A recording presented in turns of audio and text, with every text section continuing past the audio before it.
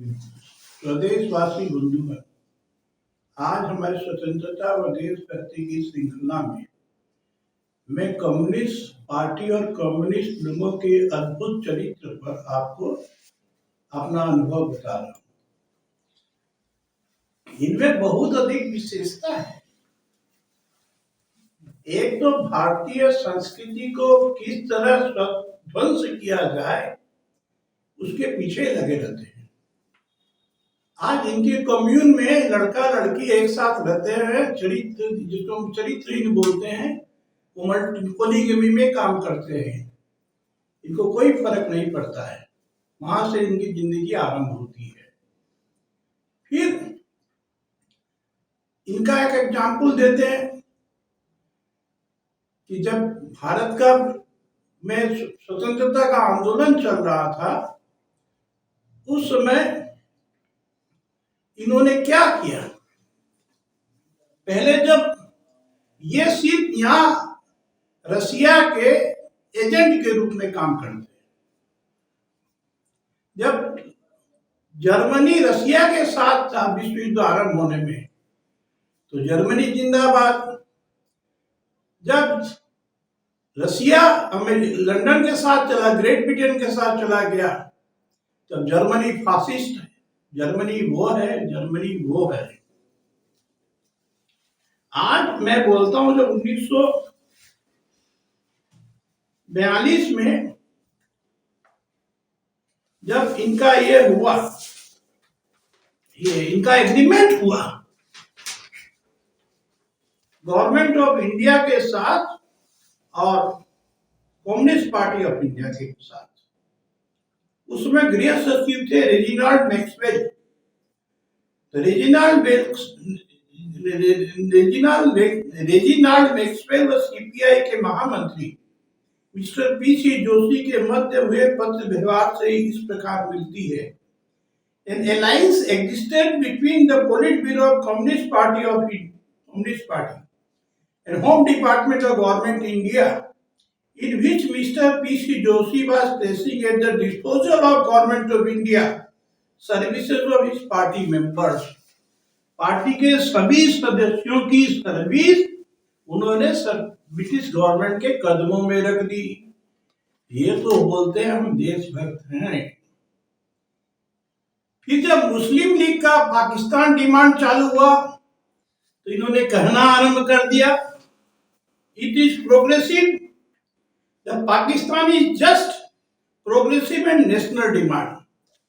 जिस चीज के साथ भी इनको इच्छा होता है उसमें प्रोग्रेसिव वर्ड लगा दो तो गंगा की तरह पवित्र हो गया। फिर इनके लोग कलकत्ते में, पूरे इंडिया में जहां भी इनकी जो ताकत थी, मुस्लिम लीग के साथ रास्तों में जुलूस में जाते थे, पाकिस्तान मान्य होगा तभी भारत स्वाधीन होगा। जब 1946 में चुनाव हुआ तो ज्योति बसु रेलवे यूनियन से लड़े और वहां वो मुस्लिम लीग के सहयोग से विधानसभा में पहुंचे।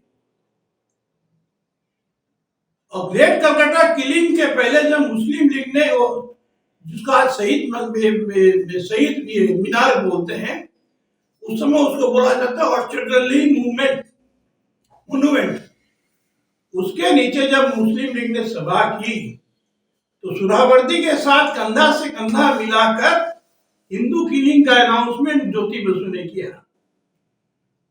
और जब हिंदुओं की किलिंग हो गई तो मुस्लिम लीग के विरुद्ध जो अविश्वास प्रस्ताव विपक्ष लेके आया, तो ज्योति बसु भी विधानसभा के मेंबर थे, उनको कुछ कहना था। उन्होंने कहा मुस्लिम लीग नहीं, ग्रेट कलकत्ता किलिंग के लिए मुस्लिम लीग के साथ साथ कांग्रेस हिंदू महासभा भी रिस्पॉन्सिबल है। और तो और देखिए, जब ज्योति बसु चीफ मिनिस्टर बने तो जिस सुहरावर्दी ने उसको एमएलए बनाया था, जो नरसंहारक सुहरावर्दी था, उसके नाम पे कलकत्ते में एक सुहरावर्दी रोड बना दिया उस आदमी ने। क्या ये लोग आदमी है, इनमें इंसानियत कुछ है। अब कुछ दिन पहले, और इनके मन में क्या आता है, जो चाहता वही लिख देंगे। 2002 की साथ बात है कि लेफ्ट फ्रंट के जो पीपुल्स डेमोक्रेटिक जो सीपीएम का माउथ ऑर्गन है, उसमें सुरजीत ने एडिटोरियल लिखा, communist has always maintained the partition of India on communal lines was disasters events, its consequences continue to fail today. The first person to have articulated the two-nation theory was none other than Saffron Brigade's appropriate hero, Mr. B.D. Savarkar. क्या बात है!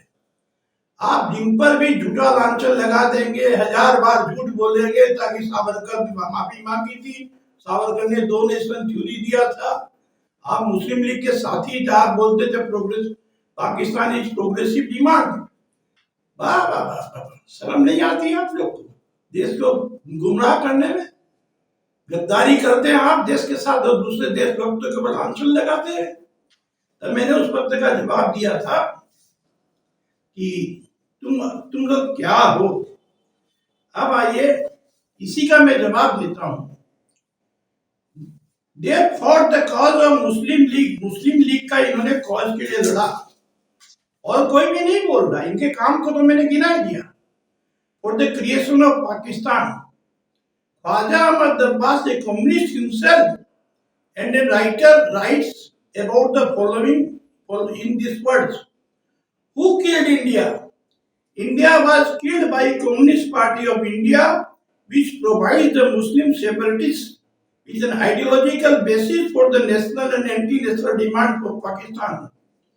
Phrases like homeland, nationality, self-determination, etc. were all ammunition supplied by the communists to the region of Pakistan.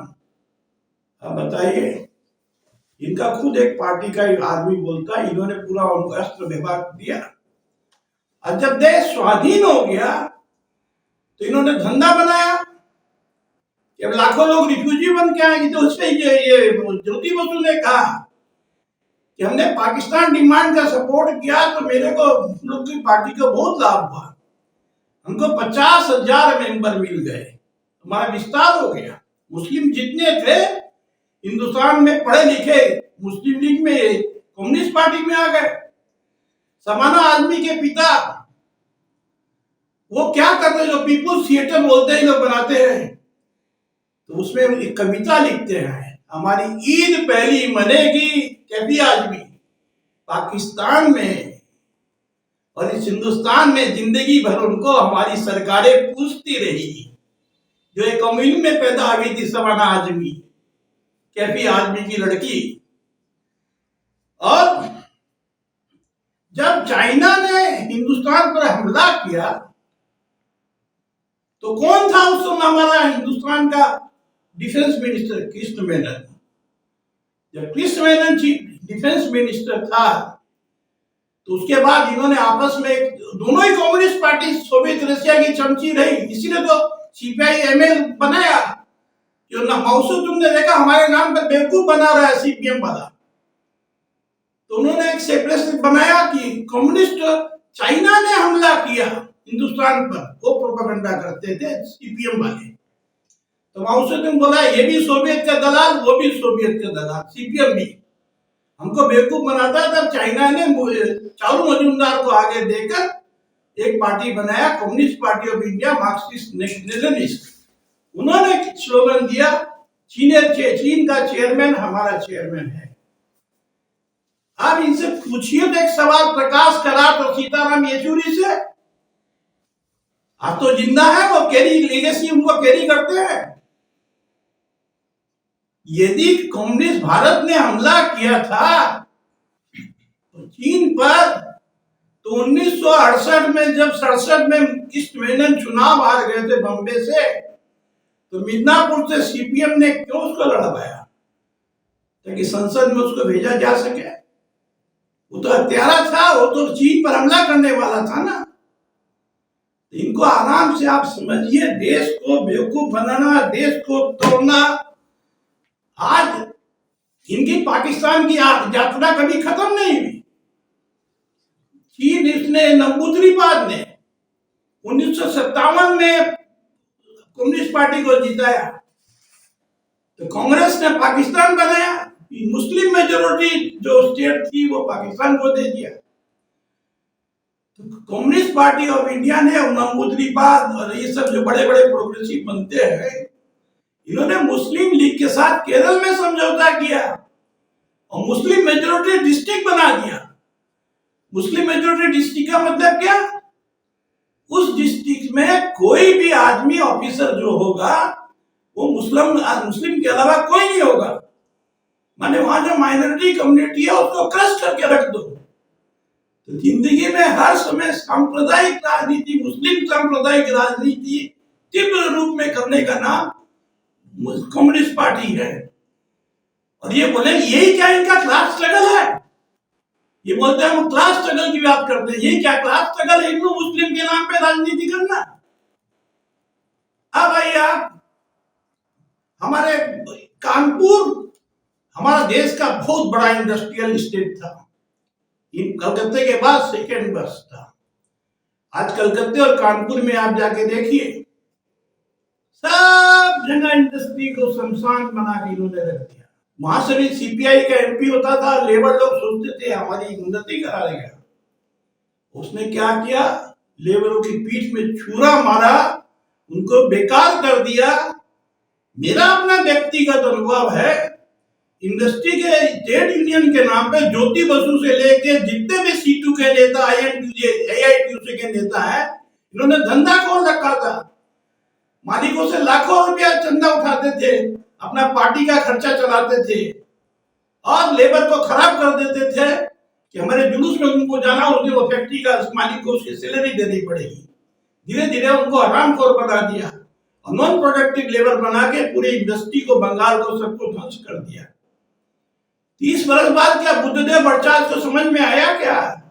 पूरे बंगाल को जो ध्वंस कर दिया तुमने। जो हावड़ा का इंडस्ट्रियल बेल्ट था, आपको तारातल्ला से लेके डायमंड हार्बर तक जो इंडस्ट्रियल बेल्ट था, आपको बैरकपुर का जो इंडस्ट्रियल बेल्ट था, इसको शमशान में बदल देने के बाद तुमको याद आया कि लोगों की नौकरी मिलेगी इंडस्ट्रियलाइजेशन से। तो हम टाटा को बुला के लेके आते, बहुत बड़े विप्लवी हैं नहीं लोग। एक नंबर चरित्रहीन, पैसे के मामले में चोर। ज्योति बसु से बड़ा कोई चोर नहीं है। उसके लड़कों ने अरबों रुपया कमाया। चंदन बोस, किसी से जाके पूछ लीजिए। मैं आपको बताता हूं, कलकत्ता इलेक्ट्रिक सप्लाई कंपनी में एक आदमी मेरे से मिले। उनके भाई कलकत्ता इलेक्ट्रिक सप्लाई जो आरपी गोयनका ने लिया था, उसमें ज्योति बसु की पार्टनरशिप थी। तो ज्योति बसु का हिस्सा उनका भाई दे के आता था आरपी गोयनका के बिहाफ में। हर जगह हिस्सेदारी थी। आज इंडिया की सबसे रिचेस्ट कोई पार्टी है तो communist party of India Marxist है। प्रकाश करात और ये बेईमान सीताराम येचुरी बता दे, हर समय हिंदुस्तान के नौजवानों को गुमराह करना, बर्बाद करना, इनके अलावा इनके पास कोई लक्ष्य नहीं है।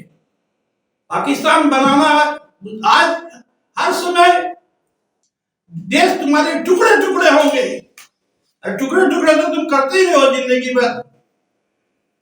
तो आज हम कम्युनिस्ट पार्टी का आप चरित्र समझ लीजिए।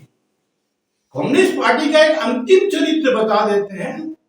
ये हिंदुस्तान में सोवियत एजेंट के रूप में काम करते रहे, चाहे सीपीआई हो चाहे सीपीएम हो।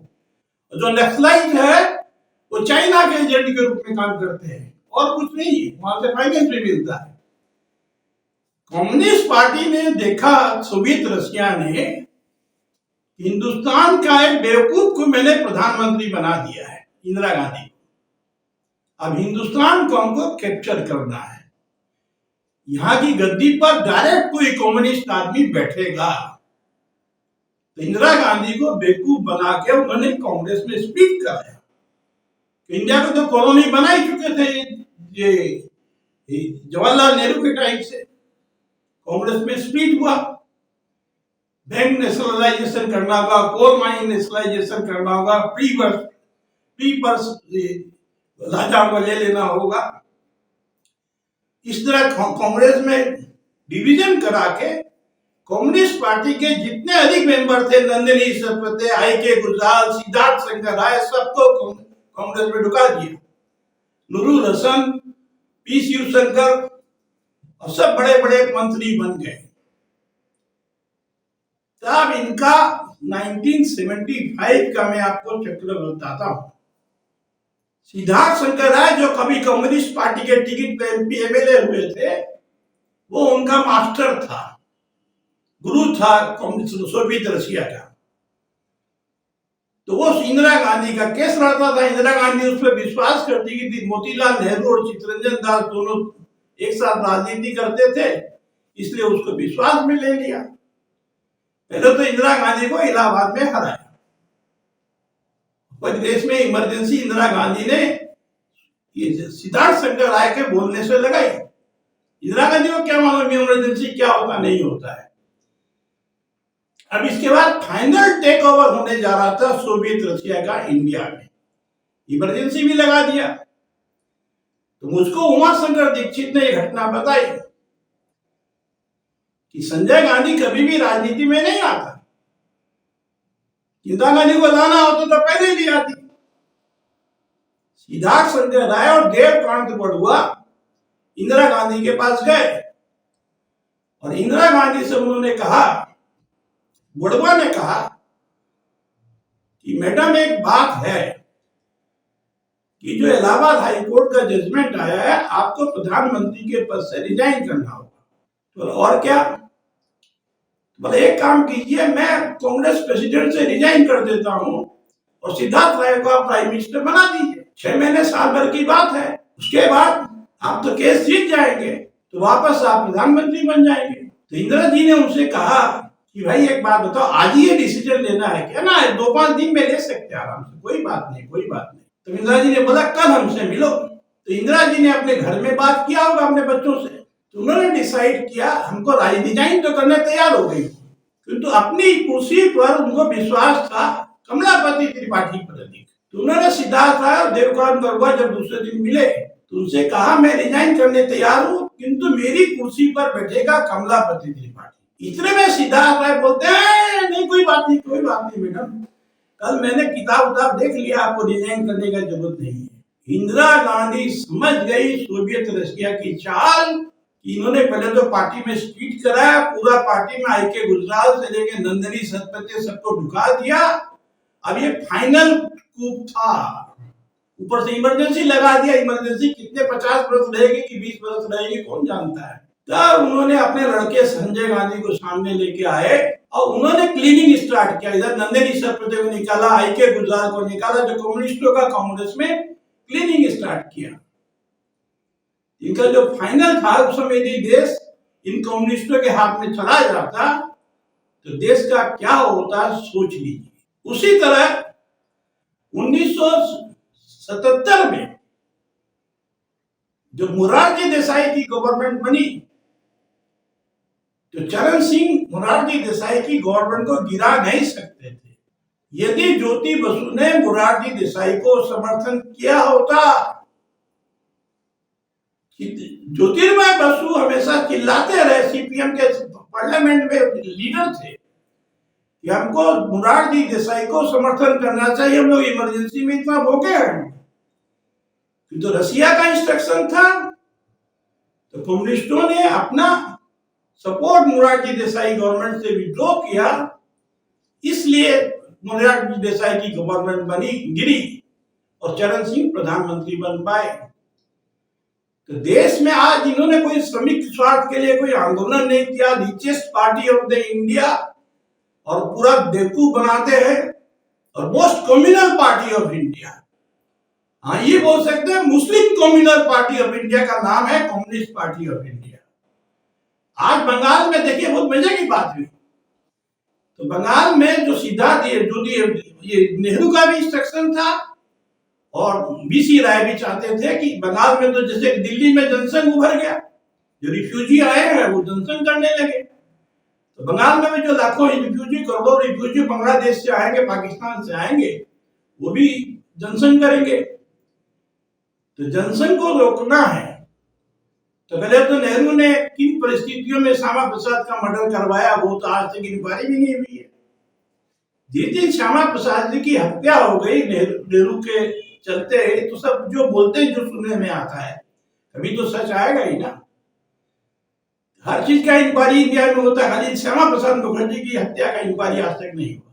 तो उनकी डेड बॉडी को कलकत्ता में आना था, तो बीसी राय और ज्योति बसु में मिली भगत हुई। तो मैं एक पैसा ट्राम का भाड़ा बढ़ा देता हूं, तुमको दूसरे दिन 50 ट्राम जला दो। तब जो वातावरण बना बंगाल में श्यामा प्रसाद मुखर्जी की हत्या वाला, वो खत्म हो जाएगा। और कम्युनिस्ट पार्टी को प्रमोट किया इसने, विधान राय ने। क्या होता था, विधान राय ज्योति बसु को बुला के बोल देते थे कि अमुक दिन उस कैंप में, रिफ्यूजी कैंप में दाल चावल इतना जाएगा। इनका एक कार्यकर्ता वहां बैठा रहता था, वो 1000-2000 कैंप में जो आदमी, उनको लेके स्टेशन, हावड़ा स्टेशन तक आता, बोलते देना होगा देना होगा देना होगा। 2 दिन बाद जब वहां पे पहुंच गए, सामान तो सोचते हमको कम्युनिस्टों ने दिलाया है। तो जिस बंगाल की ये प्रसिद्धि थी, जिसने विश्व को दिया, विवेकानंद, रविंद्रनाथ, एक से एक बड़े वैज्ञानिक, सत्येंद्र बोस, समझे कि नहीं, उस सुभाष चंद्र बोस जो बंगाल पूरे विश्व को देता था, उसके हाथ में भीख का कटोरा थमा दिया, दीप्त हवे दीप्त हवे दीप्त हवे। आने वाली जनरेशन को इन लोगों से बहुत सावधान होना चाहिए, जो लोग अपने देश को प्यार करते हैं। जय हिंद, वंदे मातरम।